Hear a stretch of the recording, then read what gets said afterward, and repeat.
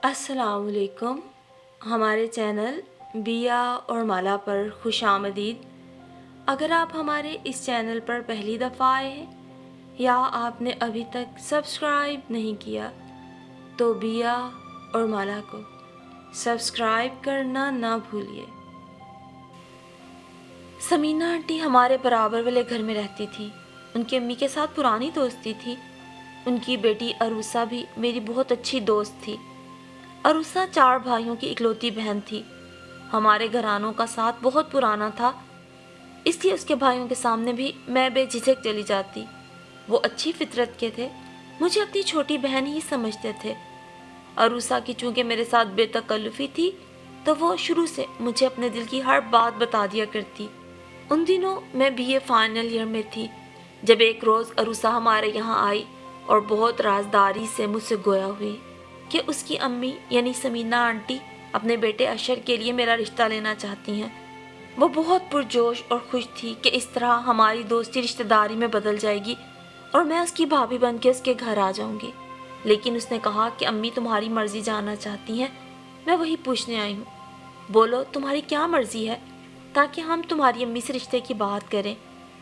अशर बहुत नेक लड़का था। वो किसी लड़की की तरफ भी मैली आंख से नहीं देखता था। इंजीनियरिंग कर रहा था, अच्छी नौकरी भी उसे जल्द मिल जाना थी।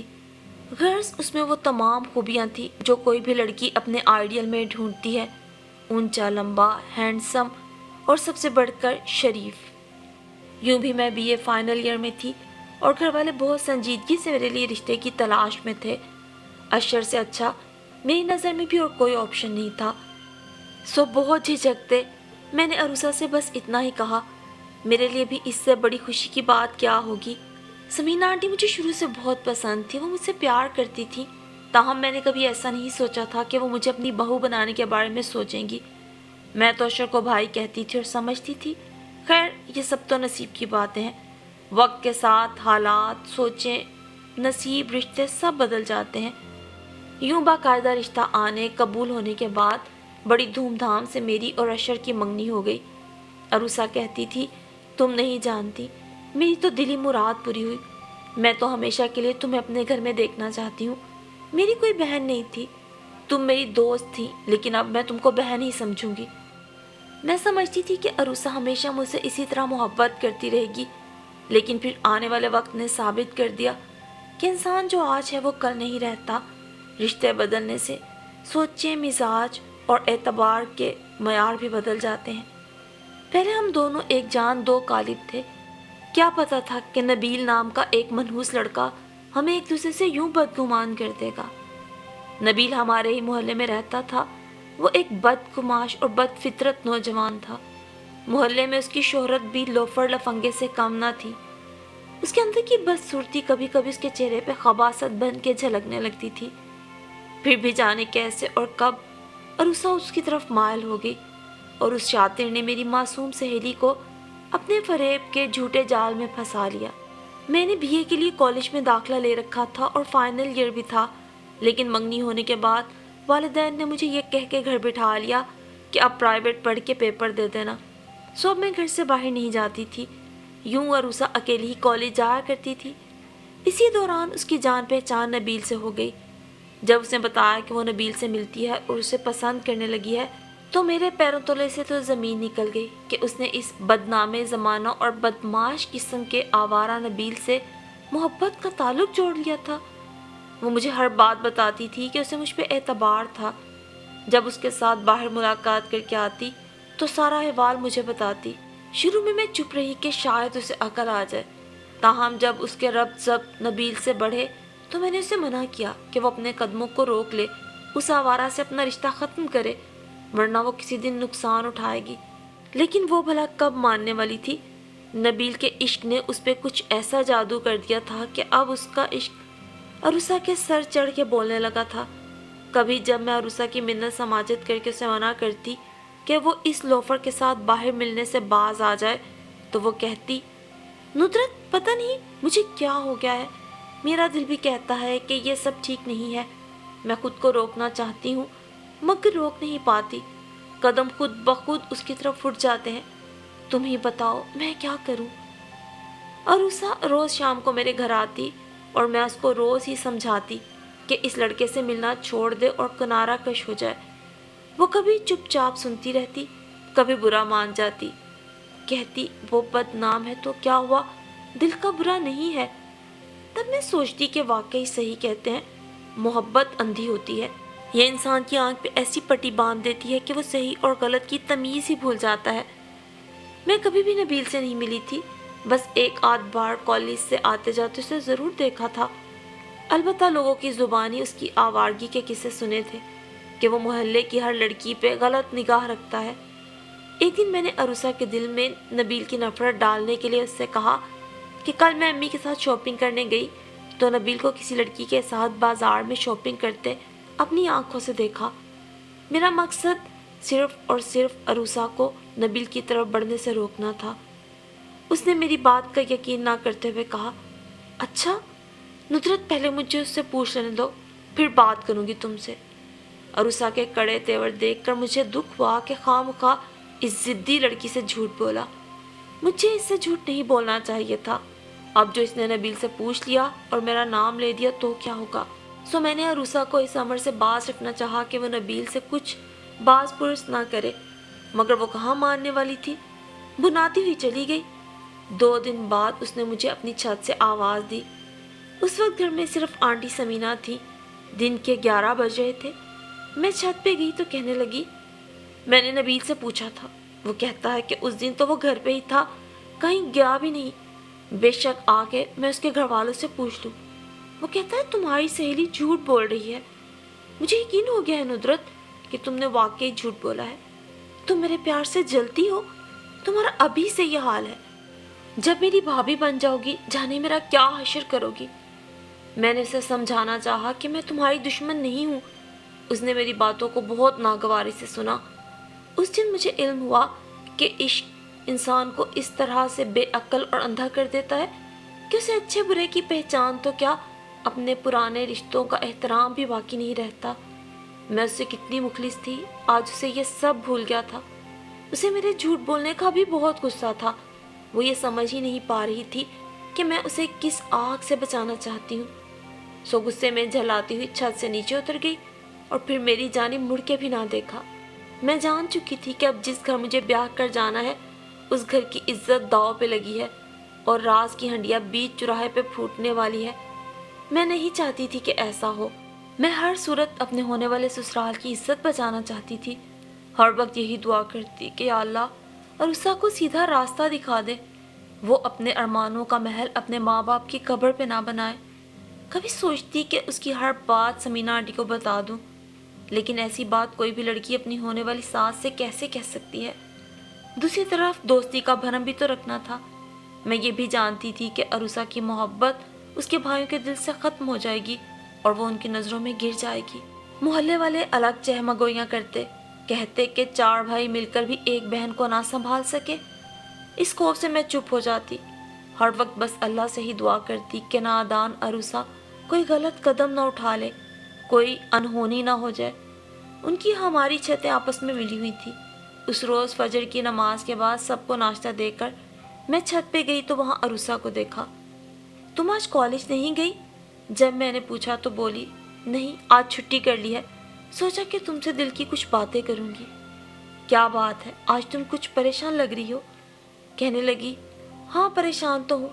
नबील कहता है कि मेरे साथ घर से भाग चलो, मैं अब और इंतज़ार नहीं कर सकता और तुम्हारे माँ बाप तो मेरा रिश्ता कभी नहीं कबूल करेंगे, लिहाजा हमें कोर्ट मैरिज करना पड़ेगी। इसके सिवा हमारे पास और कोई चारा नहीं।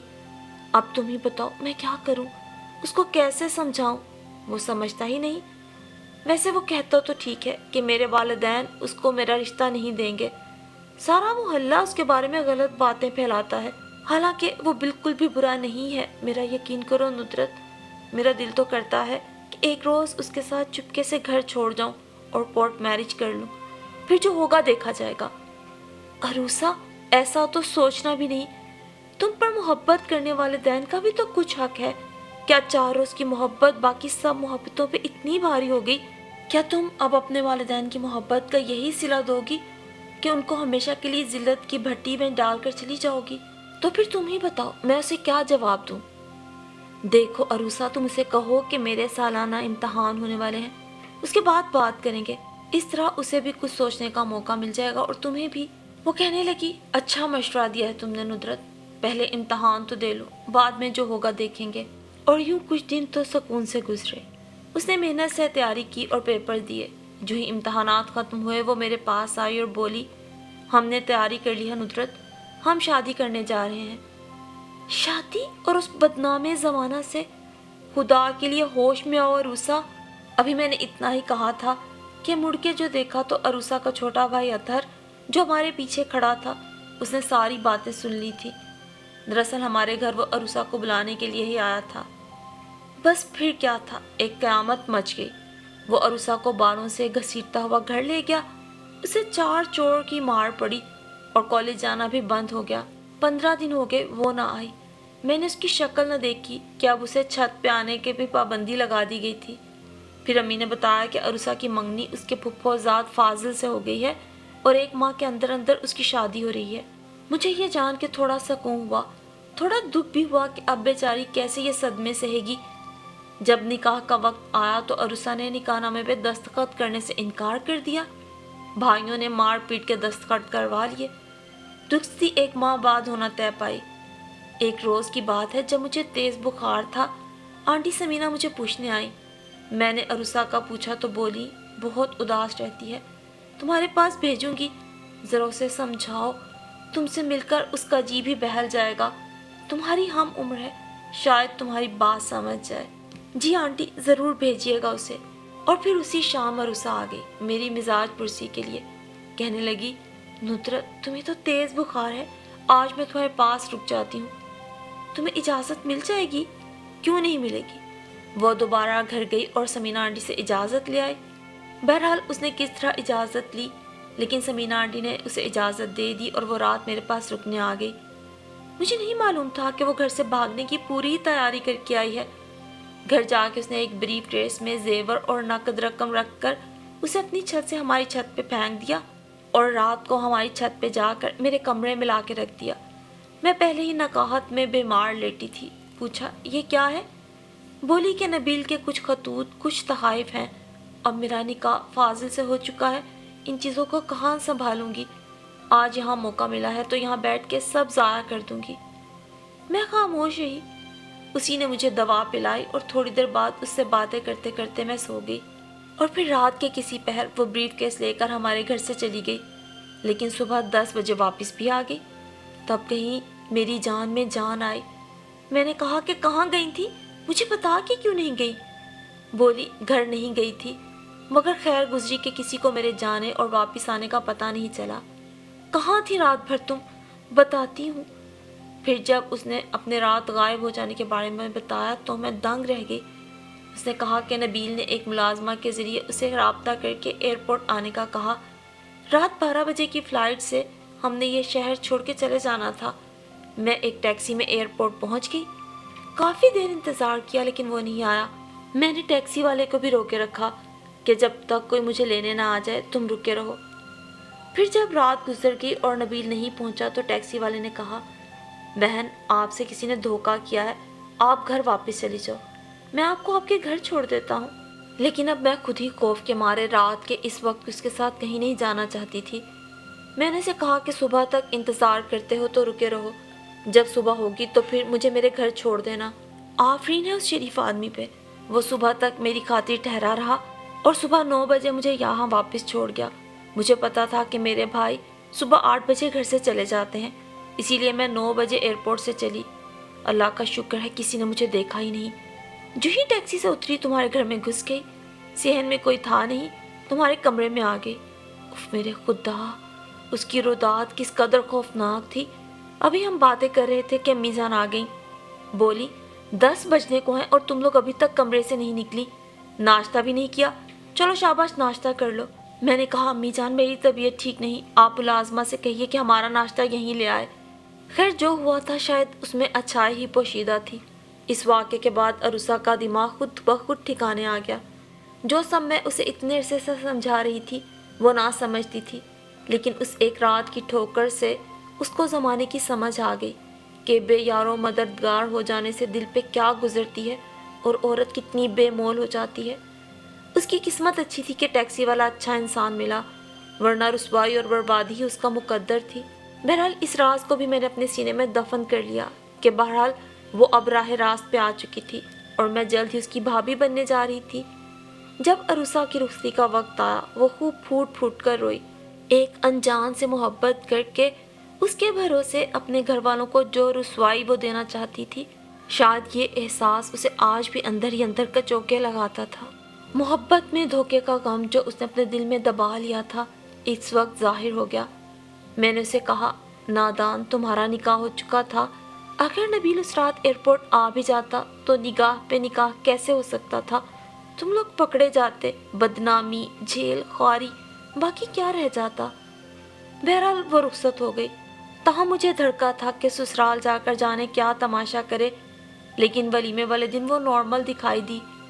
شادی کے تقریباً 20 روز بعد وہ مجھ سے ملنے ہمارے گھر آئی تو بہت خوش تھی۔ مجھے بھی خوشی ہوئی کہ چلو بات بن گئی۔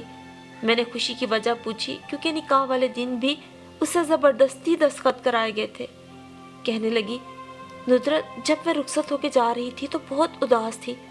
فاضل کو شک گزرا کہ مجھے مجبور کر کے شادی کے بندھن میں باندھا گیا ہے۔ انہوں نے پوچھا کہ اگر تم میرے ساتھ شادی پہ خوش نہیں ہو تو سچ سچ بتا دو، میں وہی فیصلہ کروں گا جس میں تم خوش ہوگی، کیونکہ ہر انسان کو اپنی خوشی سے زندگی جینے کا حق ہے اور ہمارے دین میں لڑکی کو زبردستی شادی کرنے پہ مجبور نہیں کیا جا سکتا۔ جب انہوں نے یہ بات کہی تو میرے دل میں ان کی عزت اور احترام کے جذبات پیدا ہو گئے۔ سوچا کہ وہ ایک انسان تھا جس نے قسمیں دے کر مجھے ایئرپورٹ بلایا اور نہ آیا، رابطہ کیا تو جواب تک نہ دینا گوارا کیا، اور ایک یہ شخص ہے جو میرے لیے پریشان ہے، مجھے خوشی سے جینے کا حق دینے کی بات کر رہا ہے۔ تب میں نے ان سے کہا کہ ہاں، میں اپنی تعلیم جاری رکھنا چاہتی تھی، مگر والدین نے زبردستی آپ سے میری شادی کر دی۔ میں پہلے آپ کے خیالات اور مزاج سے بھی واقف نہیں تھی، لیکن اب میں آپ کو دل سے قبول کرنا چاہتی ہوں۔ انسان اجنبی ہو تو اس کے ساتھ شادی کا بندھن باندھنے پر پہلے پہل دل آمادہ نہیں ہوتا، 2-4 ملاقاتوں میں اس کے عیب و ثواب کھلتے ہیں تو خود بخود دل میں اس کی جگہ بھی بن جاتی ہے۔ وہ میرے جواب سے مطمئن ہو گئے اور میں نے بھی تمہاری بہت ساری باتوں کو یاد کر کے دل کو سمجھا لیا کہ ایک بے وفا کی خاطر اپنے والدین کا تماشا نہیں بنانا، بس اسی میں اللہ نے میرے لیے بہتری رکھ دی ہوگی۔ میں خوش ہوں، مجھے سکون آ گیا ہے۔ فاضل بہت اچھے انسان ہیں، میرا بہت خیال رکھتے ہیں، ان کے گھر کے ہر فرد سے مجھے پیار اور عزت ملی ہے۔ اب سوچتی ہوں کہ بھاڑ میں جائے ایسی منحوس محبت جس میں عزت نہ ہو۔ یہ کہہ کے وہ خود ہی ہنس دی۔ وہ واقعی خوش تھی، سو میں اسے خوش دیکھ کے خوش ہو گئی۔ آج اس واقعے کو کافی سال بیت گئے ہیں۔ عروسہ 3 بچوں کی ماں ہے اور میرے بھی 4 بچے ہیں۔ ابھی تک ہم میں پہلے جیسی دوستی ہے، سگی بہنوں جیسا پیار ہے۔ میں شکر کرتی ہوں کہ وہ میری نند ہے اور وہ شکر کرتی ہے کہ میں اس کی بھابھی ہوں۔ اس کا راز آج بھی میرے سینے میں محفوظ ہے، اور شاید وقت کے ساتھ ہماری بڑھتی محبت کی وجہ بھی یہ ہے کہ نہ اس نے کبھی مجھے نیچا دکھانے کے لیے میری کسی کمی کا فائدہ اٹھایا، اور نہ ہی میں نے کبھی اس کے ماضی کا کوئی بھی حوالہ اسے دیکھ کر اسے شرمندہ کرنے کی کوشش کی۔ اور آج بھی میں یقین سے کہہ سکتی ہوں کہ انشاءاللہ اپنی پیاری سہیلی، نند اور بہن کا یہ راز میں کبھی بھی تش تش بام نہ کروں گی، اور اپنی اس کہانی کے ذریعے آپ تمام لڑکیوں کو بھی یہی پیغام دینا چاہتی ہوں کہ زندگی کی راہ پر ہر قدم بہت سوچ کے رکھیں۔ ضروری نہیں آپ کے ساتھ جڑے رشتے ہمیشہ مخلص ہی ہوں، کبھی کبھی زندگی ہم سے کوئی امتحان بھی لے لیا کرتی ہے، سو ہمیں ہر صورت اپنی عزت کی حفاظت کو مقدم رکھنا چاہیے، کیونکہ زندگی میں کھو جانے والی ہر چیز کا کوئی نہ کوئی نعم البدل ہوتا ہے، خواہ وہ محبت ہو، حسن ہو یا جوانی ہو۔ اگر کسی چیز کا کوئی نعم البدل نہیں تو وہ ہے عزت، اور خاص کر ایک لڑکی کی عزت جو بس ایک بار چلی جائے تو پھر دوبارہ خواہ وہ کچھ بھی کر کے دکھائے اسے حاصل نہیں ہو پاتی۔